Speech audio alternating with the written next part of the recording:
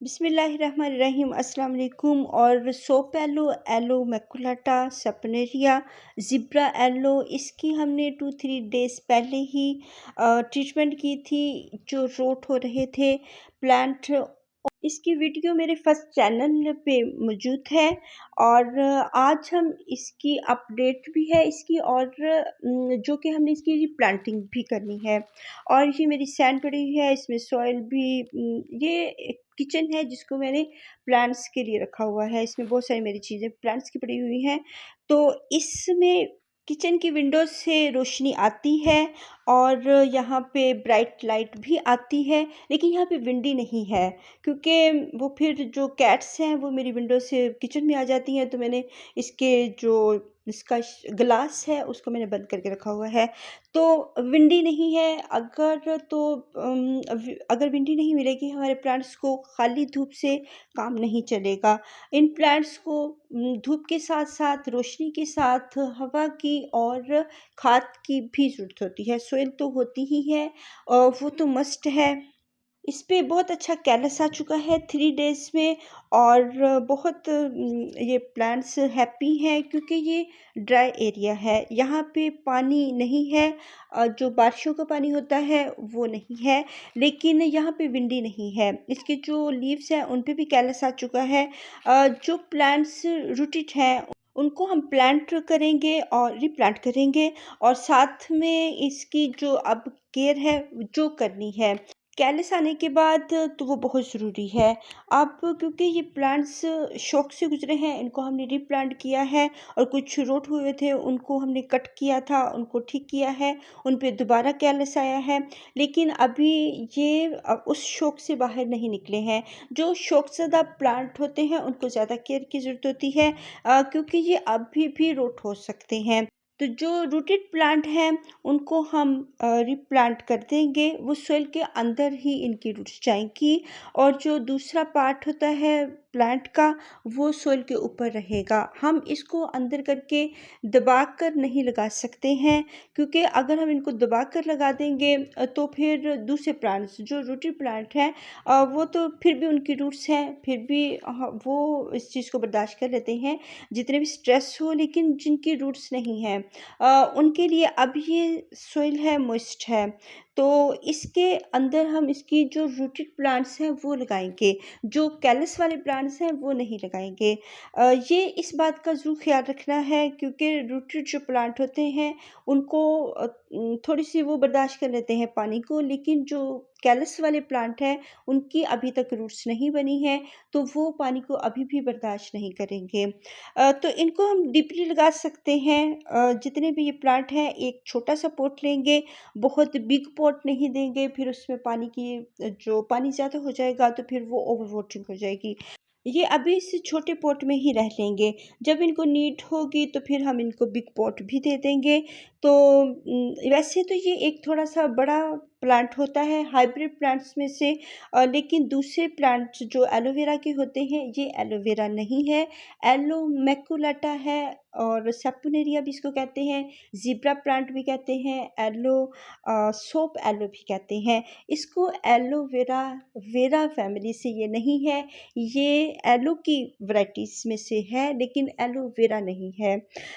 तो एलो मैकुलाटा और ये हाइब्रिड वैरायटी है, ये ड्वार्फ वैरायटी है और ये थोड़े सेंसिटिव होते हैं। दूसरे एलो भी सेंसिटिव हो सकते हैं लेकिन वो थोड़े से रूट बना लेते हैं, थोड़े बिग हो जाते हैं, हमारे क्लाइमेट के हिसाब से होते हैं, जबकि ये जो हाइब्रिड वैरायटी होती है ये हमारे क्लाइमेट के हिसाब से नहीं होती है और फिर इनको बनते-बनते थोड़ा टाइम लगता है। वैसे भी ये सेंसिटिव होते हैं। तो ये जो मोटी सी रूट्स होती हैं ये रूट्स नहीं है, ये इनके बेबीज़ हैं। अगर हटाना चाहते हैं तो हटाएँ अगर स्पेस है, वरना इसके साथ ही लगा रहने दें क्योंकि ये एक बेबी है जो कि आगे चल के इसका एक और छोटा-सा बेबी एक पप बन जाएगा। तो जो इनकी वैसे रूट्स पतली-पतली सी होती हैं लेकिन जो मोटी होती हैं वो इनके पप्स होते हैं, जो फ्यूचर में इनके पप्स बनते हैं और इनकी प्रोपगेशन होती है। अगर वो उतारना चाहते हैं तो उतार सकते हैं, वरना वैसे भी हम इनको सोइल के अंदर एडजस्ट कर देंगे तो फिर वो फ्यूचर में बाहर निकल आएँगे।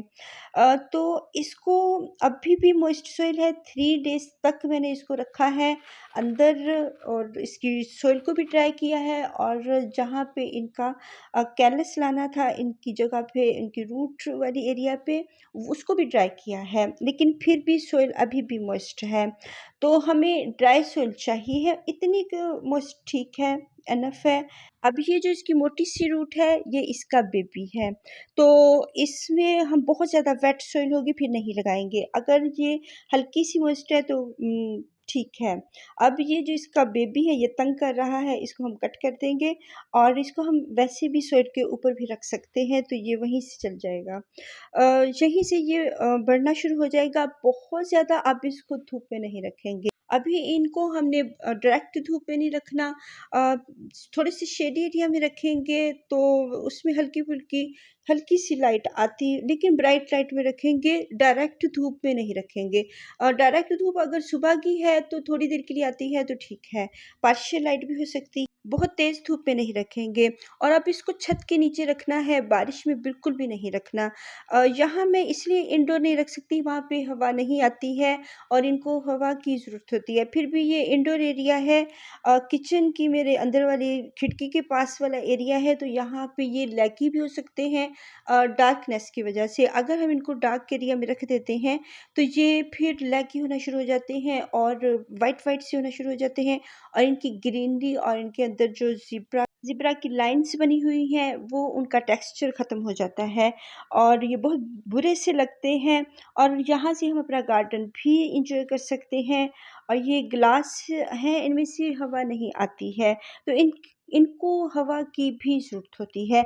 हम हवादार एरिया में रखते हैं, अभी इनको बहुत ज़्यादा धूप में नहीं रखेंगे, लाइट सी वैसे भी क्लाउड्स आ रहे हैं, रेनी सीज़न है, तो क्लाउडी सा मौसम हुआ हुआ होता है और बहुत धूप नहीं होती है, लेकिन फिर भी हम इनको डायरेक्ट धूप में नहीं रखेंगे, ग्रीन नेट के नीचे रख सकते हैं और बारिशों में तो बिल्कुल भी नहीं रखना।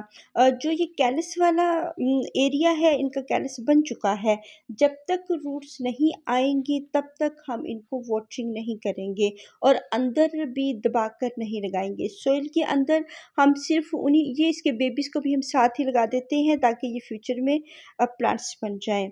तो इनको भी हम ज़ाया नहीं करेंगे, छोटी-छोटी रूट्स हैं, ये रूट्स बाद में बेबीज़ में कन्वर्ट हो जाती हैं, जो मोटी-मोटी सी होती हैं, जो बारीक होती हैं वो उनकी रूट्स ही रहती हैं, जिनसे ये खुराक हासिल करते हैं। अब जो रूटेड प्लांट है वही मैं सॉइल के अंदर लगा रही हूँ, जो रूटेड प्लांट नहीं है उनको सॉइल के अंदर नहीं लगाना है। वो अगर ख़राब हो जाते हैं, अगर हम सॉइल के अंदर लगाएँगे, हल्की-सी भी मिस्टिंग हो जाती है वाटरिंग की या बारिशों का पानी हल्का-सा भी पड़ जाता है तो वो रोट हो जाएँगे। उनको हम बिल्कुल भी नहीं जब तक कि उनकी अच्छी तरह इनकी रूट्स ना बन जाएँ तब तक हम इनको अंदर दबा कर नहीं लगाएँगे। लेकिन जो रूटेड जो प्लांट हैं उनको हम सॉइल के अंदर लगा सकते हैं। तो इनको हमने अभी डायरेक्ट धूप में नहीं लगाना, ना ही हमने इसको इंडोर बिल्कुल रख सकते हैं कि जहाँ पे ये लैगी-लैगी होना शुरू हो जाए।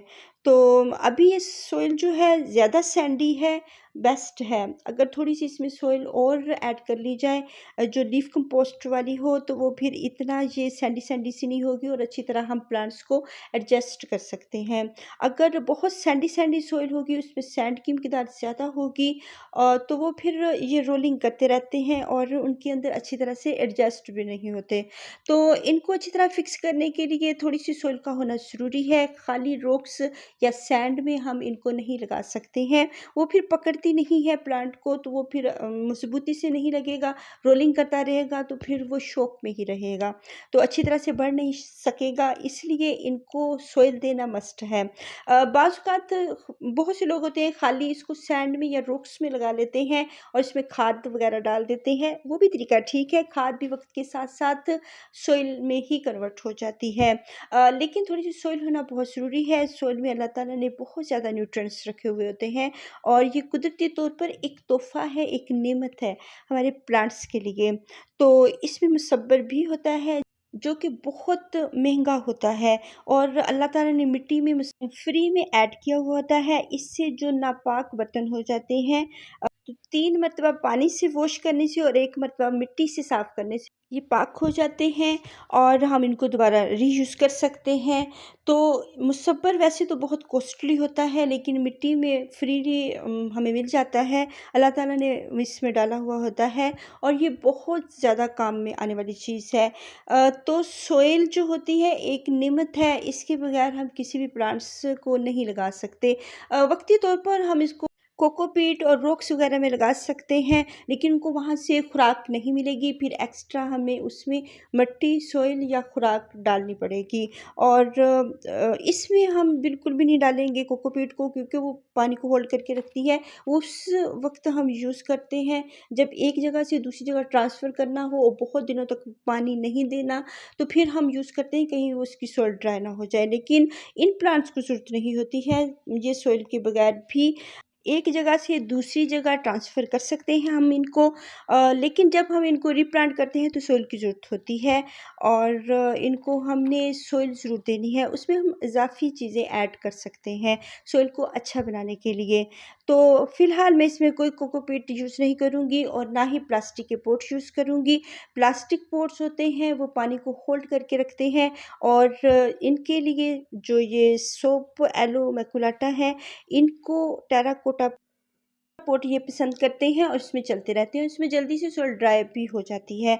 जबकि प्लास्टिक पॉट जो होते हैं वो सॉइल को वो मॉइस्चर को होल्ड करके रखते हैं, जिसकी वजह से हमारे प्लांट्स रोट हो जाते हैं। और बारिशों के पानी से बचाना मस्ट है, अगर नहीं बचाएंगे तो ये यही सिचुएशन होगी और अगर हो जाती है तो हमने अपने प्लांट्स को ख़राब नहीं होने देना।